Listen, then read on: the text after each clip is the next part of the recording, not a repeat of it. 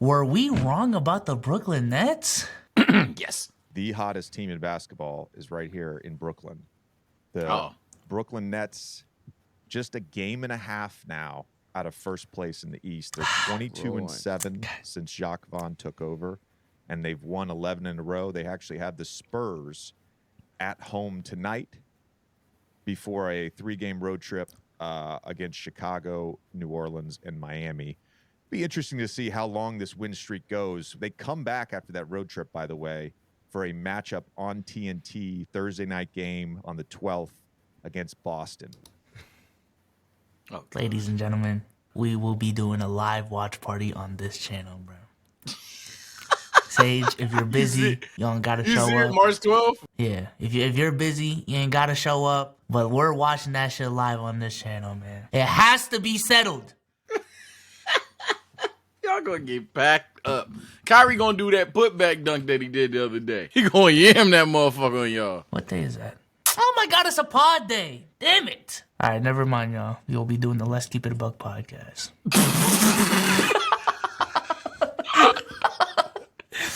Jesus Christ, it's at 7:30 sharp too. Oh my God. You're cooked. It's 7:30 sharp too. Yo, I'm gonna tell, hey, we might have to go in the chat. Yo, Thursday, we trolling. That's a troll pod, bro. It's a troll pod, bro. I ain't gonna lie. The camera's right here. Y'all gonna see me like this.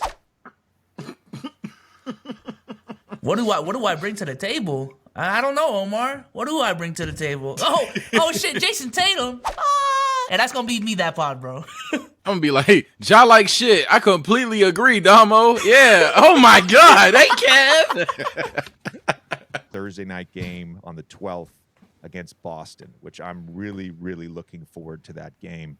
And we've touched on this briefly. I think the really interesting turnaround for them, because given that they have Kevin Durant and Kyrie Irving, their shooters are healthy this year, or for the most part have been healthy and been able to play in a number of games. Joe Harris, Seth Curry, Royce O'Neal, of course, shooting 43% from three, but their offense, I think, is expected to be good. They're 10th overall in defense in the NBA, and that to me is the real surprise. Yeah. How much of this do you think is a tribute to Claxton and a tribute to having basically, with Claxton and KD out there, 2 rim protectors on the floor at almost all times? I think Claxton probably deserves more credit for this turnaround. He's been really good. He's had a very solid season.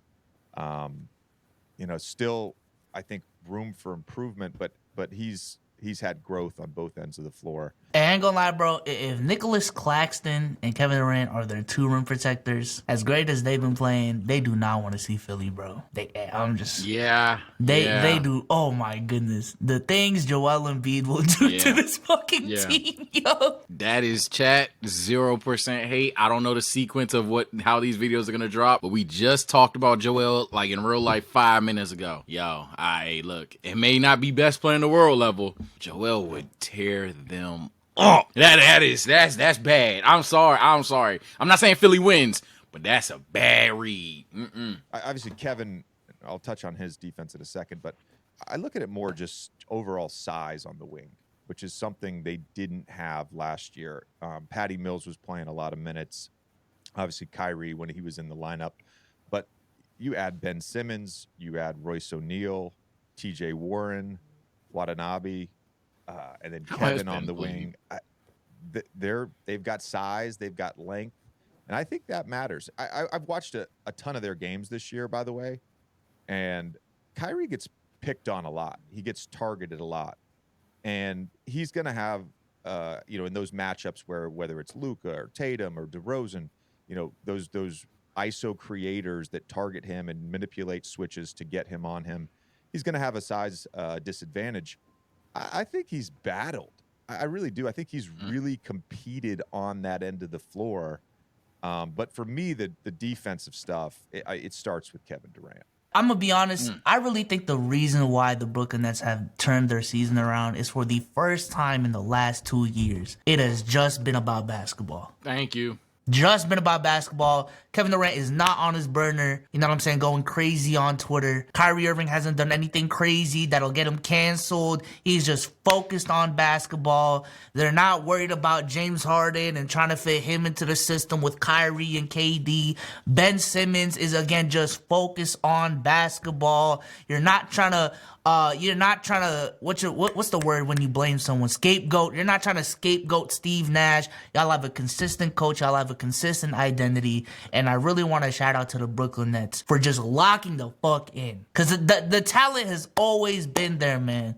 The talent has always been there, but because of the injuries and everyone trying to get up to a certain level where they're just good, you know, you can't even focus on improving because you're focusing so much on just being, you know what I'm saying, like good, like just regular good, when this team has like championship aspirations. So I want to give them all the credit in the world because they have turned their season around and they have shut me up from the conversations I was having about them in the beginning of the year, because I was one of the ones shitting on them, man. I'm gonna give them that. I'm gonna own up to that, and they have gone crazy ever since. I thought higher of them, but I trolled the hell out of them too, and I damn well ain't think they was getting no damn ring, so I was wrong as well. They're true contenders now. Kyrie Irving embodies had like 90% of what Souls said. He just made it about basketball, stayed out of the headlines, but specifically Kyrie, and I know JJ's gonna get into Kevin Durant. Kyrie, I've always felt like if he was just a willing defender, he'd actually be pretty damn good. I've seen him step up against guys like Stephen Curry. I know he's not elite, but like in any series, whether it's a guy like Drew or anything, I've seen when Kyrie actually takes defense seriously. He's actually really good at it. He's not S tier, no Pat Bev, but damn, he's pretty damn good. But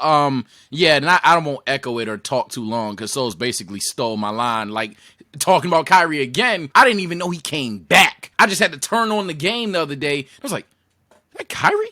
I thought he was canceled. I was like, oh shit, that's Kyrie. That's how much they haven't been in the media, and it clearly has done wonders for them. People forget that we're humans. And that stress in the locker room, that stress on the court, it can add up and affect your play, bro. But they locked the fuck in, and it's paying off, man. Shout out to the Nets. No cap. Yeah, I just remember last year, it sounds crazy now, but Kyrie was in a situation where he couldn't play home games. Like, do you know how hard that is to adjust your team to play at a certain way without your arguably best player in some days on the road, and then when they're at home you have to play another way like that? Hey, we saw with the Boston Celtics in 2019 how much like having a whole year of someone of that caliber, specifically Kyrie Irving, actually, you know, how much that can confuse the locker room and create egos, and you know what I'm saying, how much you need to adjust to that, let alone on a game by game basis. This motherfucker is just, even though he can't play, he's just going back and forth between two starting lineups that are completely different. I just want to shout out the Brooklyn Nets for real. Give them their credit, give them their flowers, because they have been playing tremendous lately. Don't you think that's always been the case in his career though?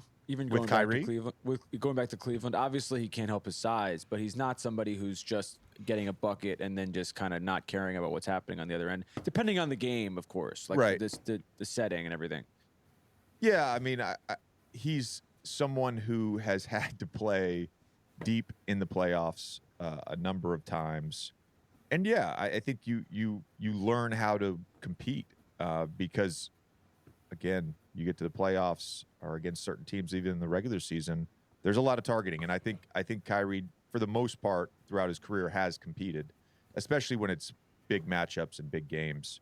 But Kevin on defense has been spectacular. Kevin Pelton of ESPN, I'm sorry, but it's behind a paywall, but Kevin Pelton wrote a great article I think it was right after Christmas. I think it came out on the 26th about Kevin's defense and his mid-range shooting, and just the idea of him sort of at this stage of his career, coming off an Achilles injury a few seasons ago, playing at an MVP level, playing it as a dominant two-way player. And his numbers, whether it's in the paint or on the perimeter, when he's the primary defender, he's at or right near the top in every sort of marker of defensive field goal percentage. And so, you know, to me, their defense relies on his willingness to not only be a star on one end of the floor, but to be a star on the other. Now that could be a problem. Yeah, I'm listening to that. I'm like, yeah, if your defense relies on Kevin Durant, Hey, y'all can't call it hate. We done praised these motherfuckers for like 5 minutes by now. I don't know how much it's gonna be edited, but at least 5, right? Yo, let's be real. Playoff time. He's taking a couple of Giannis forearms to the chest. A couple of Embiid back downs. Hell, a motherfucker like Siakam out here Beyblading and shit. He gonna get tired of that shit. Yeah, like Kevin Durant. I'm just keeping it high. I'm not saying, let's even run them out and say every time he tries, he excels. He gonna get tired of that shit, though. He is not locked in on defense the entire playoffs. I lock that right now. So I don't know what else the Nets gonna do, but don't let it be, yo, Kevin, elite defense the entire offs. That ain't gonna happen. There's no way he's locked in like that. I'd be shocked. I think we could all agree we'd be shocked if Kevin Durant was an elite defender the whole playoffs. Yeah, that's the thing when it comes to the conversations with teams like this, is because I got a lot of flack for saying like the Russell Westbrook experiment would fail, and it was premised off of the fact that they'll probably make the playoffs, right? And even when I made that video, I had them as being at least like a 4 or 5 seed, but it was the fact that this team is built to win, or the expectations for this team is to win a championship, and there are just certain holes because of the way that it's constructed that's like, okay, y'all have some glaring fucking issues to fix. And I think the Brooklyn Nets are in the same situation of like, okay, clearly they're good. You know what I'm saying? Now, I would not be surprised if they made a deep playoff run. But let's talk about their weaknesses, bro. Like, these are genuine things to be concerned about. Kevin Durant being your second best defender. I don't care how you slice it, bro. I don't care how you slice it. He could be damn good. That's a problem. That's very rare, Tom. Yeah. As of today, top 4 Raptor, our favorite stat, or top 4 Raptor players in the NBA. Jesus, Luka, Raptor, holy Jokic, shit. Tyrese, who we'll get to, and What does Kevin. Raptor even mean? This is Kevin Durant we're talking about. It's arguably the best scorer of all time, a first ballot Hall of Famer. But do you think that because of how things ended last year a little bit, that people just kind of forgot how fucking dominant this dude is? You know, we do that over here, man. Forgot my bad. We do that all the time. Kevin. We do that over here, Sure. man. At times, We'll fucking do it again. is the perception of Kevin post Oklahoma City and the decision to go join Golden State, the decision to leave Golden State. Again, we've talked with Kevin about why he claps back on Twitter, and so there's this. I think we live in a bubble of Twitter, of NBA Twitter, where there's like the perception of Kevin, like not necessarily the player. Yeah. I think that kind of runs into, unfortunately, the narrative around him, and I don't necessarily think that's fair. But I mean, the one thing I've noticed more so in the last 2 seasons is just his willingness as a passer. You know, he's talked about why he has high turnover nights sometimes because he's seeing 2 or 3 defenders at a time. He gets double teamed. He's just not built like that. That's what it is. Hold on now. Hey, JJ, we can't lie now, Chat. Just shade him. Just shade him. He don't even know what to do. Just shade him. Come on, yeah, bro. I'm about to say we got a Celtics fan right here, whatever way I got to point. If there's one thing that got exposed, if it wasn't in Milwaukee, it damn well was in Boston. You double KD, tell bro to make a decision. That's your best bet. He can hit the shot. He might just shoot over him. He might just cross him up, give him a bucket. But if you tell him, bro, time and time again, make the open pass and you swarming him, that's your best bet against him.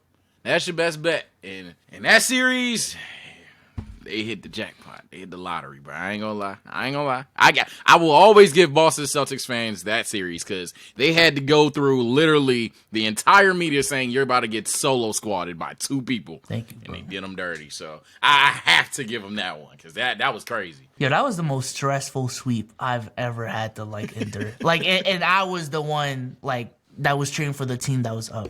I was like, every game, I'm like, please, let's not be the one that blow the 3-0 lead. Please. Oh, my God. I was so scared, dude. Because I ain't gonna lie. Now that we look back, obviously, we could beat them. But when Kyrie and Kevin Durant are on the other team, bro, anything can happen, bro. Literally, anything can happen. I don't put it past them, bro. Goddamn. And that's credit to their greatness, for real. He's someone, and someone's perfectly articulated this on Twitter the other day, and I can't remember exactly how it was said, but he's someone that you can just it's weird to say this about one of the best players ever, but you can almost plug and play him on any team in any system. Oh, yeah. and Portable as his fuck. skill set is so transferable. And it's just like, oh yeah, he's going to get you 25 to 30 points, 5-6 rebounds, 5-6 assists on incredible efficiency. It doesn't matter how he plays or what the team plays like or who his teammates are. He's just that good. I have a great stat, Tommy. Kirk Goldsberry, shout out to him, also of ESPN. So best mid-range seasons ever. This is for high-volume mid-range shooters. This is for any player who shoots a minimum of 10 DeMar field goal DeRozan attempts per game. Last year, Kevin Durant had the second best field goal percentage on high-volume mid-range at 54%. And this year, he's got the best ever at 58.5%. The next closest guy is MJ and Dirk.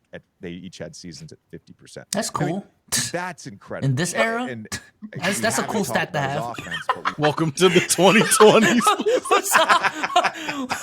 I'm saying, like, that's cool. That's cool. Hey man, chat. Hey chat. We wouldn't be us if we weren't like this. Don't y'all start. We wouldn't. We have to, bro. It was too nice. It was too nice of a video. We have to fuck it up. That's why the 6'3" light skinned Under Armour's got a gun, because he's the greatest 3-point shooter ever. Pussy. That's how that works, bro. Step.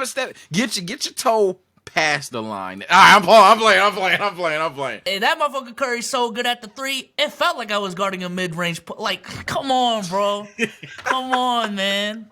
Curry is insane at that goddamn shit. Yo, shout out to Curry. Random dick suck. I don't care. Like, when you really think about it, that motherfucker's weird. I ain't gonna lie. I went to game 3 of the finals last year, man, and I promise y'all, just once in your lifetime, specifically in the next couple of years, because Curry is getting up there in age, watch Stephen Curry play, bro. It is fantastic. It is going to be a fantastic experience. They're 36 games, and he's at 26, 5 and 5 on 49% from the field and 91% from the free throw line.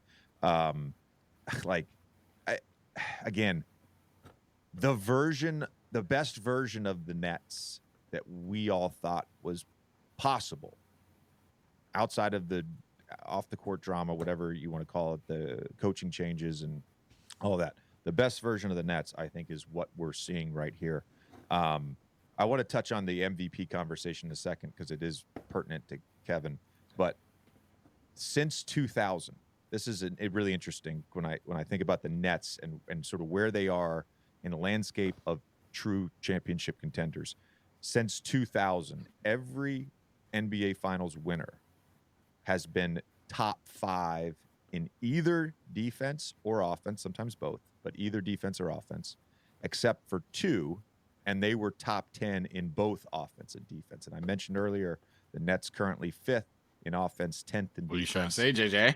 It's hard for me, given how they've played over the last 29 games, to not consider them a championship contender. Yeah, they're a contender. They're a contender. No, I say that's nothing. Yeah, that's nothing. Perk and I had this conversation on First Take about sort of where they fit in. They're probably right now they're a tier 1 team in the Eastern Conference. Which is saying a lot. Yeah, I thought he was gonna say favorite. I just want to shout out the Eastern Conference as well, because bullshit. This is the first time in my lifetime of watching the NBA where, like, you can say the Eastern Conference has like 3 to 4 title contenders, and the West is eight playoff teams. Yeah, I'm about to say, it's 8 playoff teams, and if Luka gets into the fucking playoffs, and if the Warriors turn it up at the right time, doesn't matter what seed they are, they can make it to the finals, which is the conversations we was having about the East when LeBron was dominating that conference. So I'm gonna say it right now, the East is the better conference. Yeah, I actually will agree this time. The West, I still think, is the deeper conference. But I think this time, unlike last year before, I think it's the top teams kind of diff. I'm sorry. I think I'm not saying that like the Nuggets couldn't beat the Celtics, Bucks, Nets, or that the what's another team? The Warriors, the Grizzlies, none of those teams couldn't, but I'm not betting on it. I'm not betting. Like the beast of the East, that 1 through 4 is crazy. And I was telling y'all about them damn Cavs. I want my flowers on that too. I was telling y'all about the Don. I said the second the Don got traded there, I looked at Evan Mobley, looked at Jared Allen, looked at DG. I was like, oh, there's no way they suck. I was like, there's no way they suck. And Donovan Mitchell's going to boost them to damn near title status. If the Nets weren't so damn good, I'd still be saying they're contenders. So, that East is crazy. I have to agree with that. If we're tripping on that, comment below. But I do think the East got it this year. Now, the Cavs are cool. fuck no, they ain't cool. I'm just saying the weakness that I pointed out in their backcourt defense. Don be playing defense. There's a reason why they went to OT against the fucking weak ass Bulls. All So right? that's fine. That's All fine. right. DeMar DeRozan had 42. Hey, when I shoot, it goes in. What the fuck? I can't do nothing about that. All right, bro. All right. Shout out to the cool ass Cavs. The cool Cavs. Shout out to Dom, my boy. Hey, you'll never see this video. Donovan Mitchell, you are easily one of my top 3 players. No diff. Shout out to Don. All right, we'll catch y'all on the next one, man. Shout out to JJ Reddick. Peace. Yes, sir. Peace.